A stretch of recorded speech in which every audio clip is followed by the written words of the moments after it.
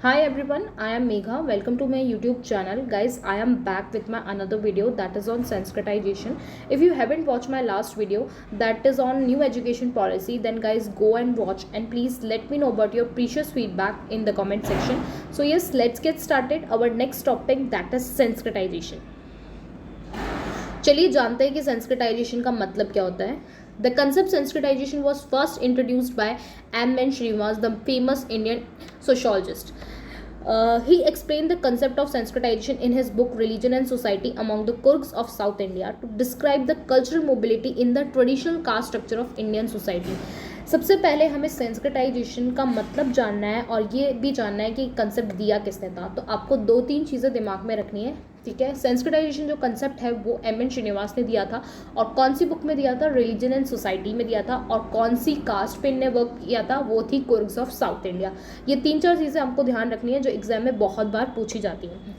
Then अब हम देखेंगे कि इसका मतलब क्या होता है, ठीक है. In his study of Kurgs of Mysore, he came to know that lower castes were tried to raise their status in caste hierarchy. जब इनने कुर्ग्स की जो कास्ट थी, मतलब कुर्ग्स जो लोअर कास्ट थी, उसकी जो स्टडी की थी मैसूर में, उनने ये देखा कि जो लोअर कास्ट है वो क्या कर रही है, जो ब्राह्मण्स की कुछ चीज़ों को कॉपी कर रही है ताकि उनका स्टेटस भी सोसाइटी में ऊपर आ सके. यानी जो कुर्ग्स हैं, जो लोअर कास्ट थी, वो ब्राह्मण्स की चीज़ें इसलिए कॉपी करना चाहती है ताकि उनका भी जो स्टेटस है हायरार्की में वो ऊपर हो जाए. मतलब उनका ये मानना था.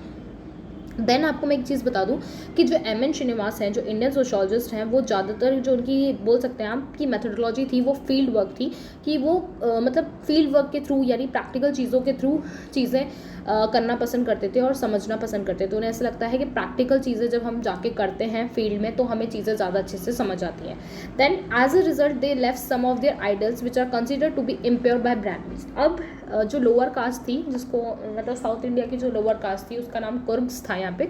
तो उनने क्या किया, कुछ चीज़ें छोड़ भी दी जो ब्राह्मण्स लोग इम्प्योर मानते थे. यानी मीट वगैरह खाना और अल्कोहल वगैरह पीना, इसको ब्राह्मण्स बहुत ज़्यादा ये सब चीज़ों को इम्प्योर मानते थे. मतलब ऐसे सोचते थे कि ये चीज़ें शुद्ध नहीं है, अशुद्ध हैं. तो उन लोगों ने भी ये चीज़ों को छोड़ दिया. उनको ऐसा लगता था कि जब हम पूरी तरीके से ब्राह्मण्स को कॉपी करेंगे तो ही हमारा जो सोसाइटी में जो स्टेटस है वो बढ़ेगा. To explain this process of mobility, Srinivas used the term Brahmanization. Later on, he called it Sanskritization in a broader sense.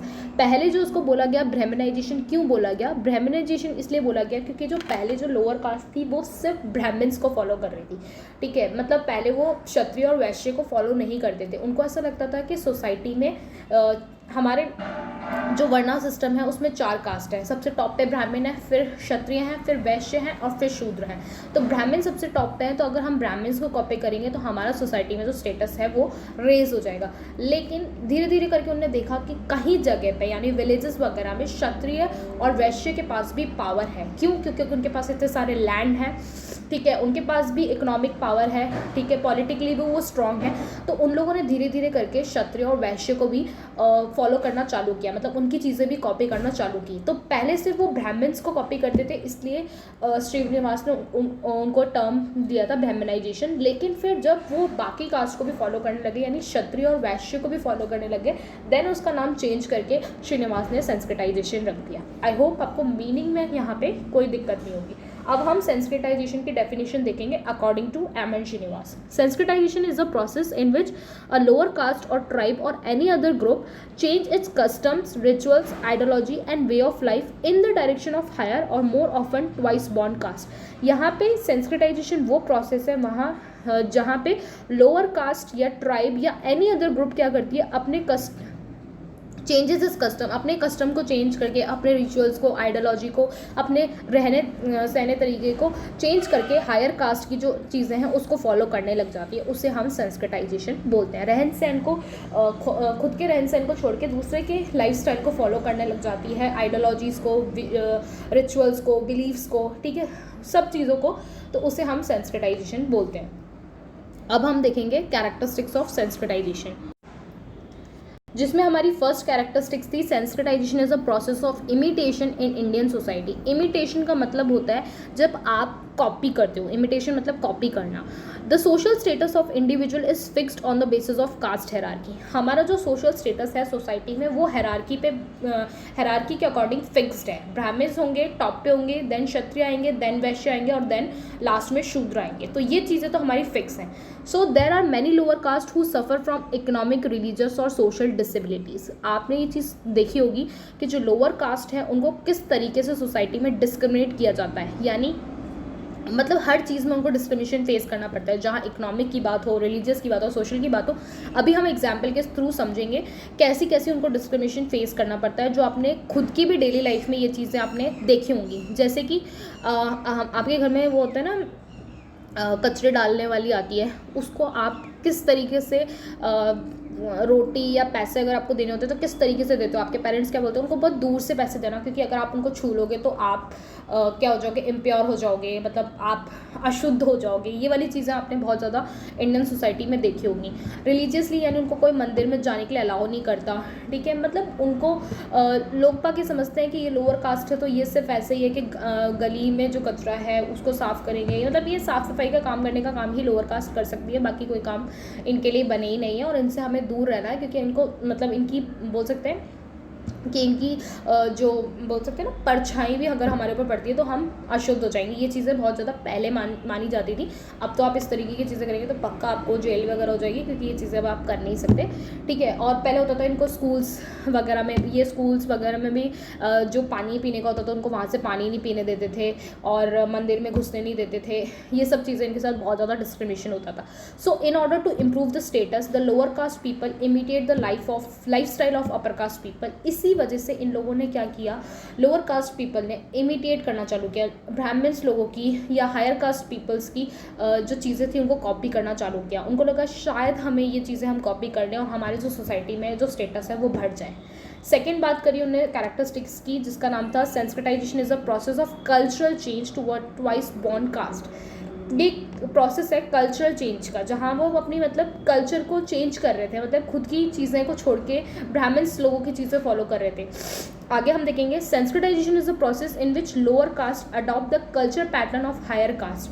देखो मैंने बोला ना कि कल्चर पैटर्न्स को फॉलो कर रहे थे हायर कास्ट के, खुद के को छोड़ के हायर कास्ट पीपल जैसा करते थे वैसी चीज़ें फॉलो कर रहे थे to raise their status in the caste hierarchical order, ताकि उनका जो हायरार्किकल ऑर्डर में जो स्टेटस है वो थोड़ा सा ऊपर आ जाए। In some society the lower caste people follow not only the customs of Brahman but also the customs of locally dominant caste like Kshatriya and Vaishya to raise their status. अब ऐसा हुआ कि पहले से वो लोग ब्राह्मण्स को फॉलो करते थे, लेकिन कुछ सोसाइटी में ये भी देखा गया कि ऐसा होता है ना कि कुछ सोसाइटीज़ में क्षत्रिय और वैश्य वहाँ पे डोमिनेंट क्लास है, यानी टॉप क्लासेस यानी हाई क्लासेस वहाँ पे वो हैं, क्योंकि क्षत्रिय और वैश्य के पास भी पॉलिटिकल पावर अच्छी खासी है, इकोनॉमिक पावर बहुत अच्छी खासी है, उनके पास खूब लैंड है, ठीक है। तो इस तरीके से मतलब अगर मान लीजिए एक गांव में ज़्यादातर क्षत्रिय हैं तो फिर वो न्यूमेरिकली भी बहुत ज़्यादा स्ट्रॉन्ग है, ठीक है, पॉलिटिकली भी वो स्ट्रॉन्ग है, इकोनॉमिक भी वो स्ट्रॉन्ग है। तो उन लोगों ने वहाँ देखा कि ये डोमिनेंट कास्ट अगर वहाँ पर स्ट्रॉन्ग है तो हम लोग इनको भी फॉलो कर सकते हैं, ताकि हमारा सोसाइटी में जो स्टेटस है वो बढ़ सके। तो उनने कुछ में यानी कुछ सोसाइटी में ये भी देखा गया कि वो वैश्य और क्षत्रिय को भी फॉलो कर रहे थे, ठीक है, ब्राह्मण्स के साथ साथ। Then next is sensitization is helpful in social mobility of lower caste. In this process a caste is only trying to change the status not the social structure. यहाँ पे इन लोगों ने ये देखा कि ये यहाँ पे सिर्फ खुद के स्टेटस को चेंज करने के लिए ये चीज़ें कर रहे थे, क्योंकि सोशल स्ट्रक्चर तो चेंज हो भी नहीं सकता, वो तो सोसाइटी में ऑलरेडी बना हुआ है कि ब्राह्मण को टॉप पोजीशन है तो उसको आप चेंज कर भी नहीं सकते। तो यहाँ पे ये सिर्फ सोच रहे थे कि थोड़ा हमारा जो स्टेटस है वो सही हो जाए, इस वजह से ये चीज़ें फॉलो कर रहे थे। नेक्स्ट हम देखेंगे, नेक्स्ट हमारा है that is sensitization process also followed by the tribal. ये चीज़ें सिर्फ लोअर कास्ट नहीं फॉलो कर रही थी, ये ट्राइबल पीपल्स भी फॉलो कर रहे थे। क्यों? क्योंकि ये ट्राइबल पीपल जो है उनको भी तो आइसोलेट कर रखा है। हम तो अपनी सोसाइटीज़ में देखते ही नहीं है कि ट्राइबल पीपल हमारे साथ रह रहे हैं, उनको भी बिल्कुल जंगल वगैरह में जाके रहते हैं, उनको भी काफ़ी डिस्क्रिमिनेशन फेस करना पड़ता है। तो ये चीज़ें ट्राइबल पीपल्स भी फॉलो कर रहे थे। Sensitization process is not only confined to the caste people of Hindu society, सिर्फ हिंदू सोसाइटी नहीं, it is also found among tribal societies also, मतलब ट्राइबल सोसाइटी में भी ये चीज़ें फॉलो हो रही थी, यानी सेंसिटाइजेशन वाली चीज़ें फॉलो हो रही थी।